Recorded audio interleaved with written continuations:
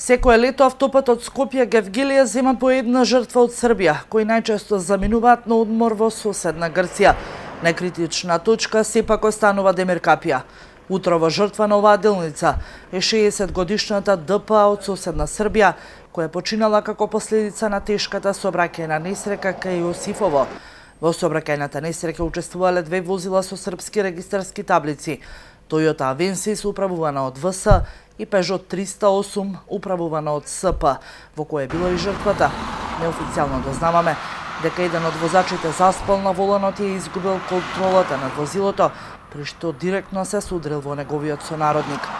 Лекари од најблиската итна медицинска помош веднаш пристигнале на местото на настанот и по направениот увид констатирале смрт кај српската државјанка.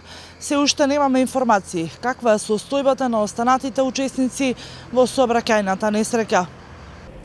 Сообраќајот се пренасочува по локалниот пат низ селото Удово, бидејќи увидот на јавниот обвинител заедно со МВР трае, а се очекува да пристигне и противпожарна единица со цел да се извлече возилото во кое настрада починатата србинка.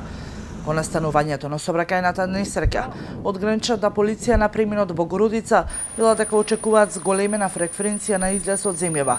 Иако сообраќајот е пренасочен по стариот пат, сепак вела дека возилата се движат со помала брзина, а со тоа настанува и поголема гужва.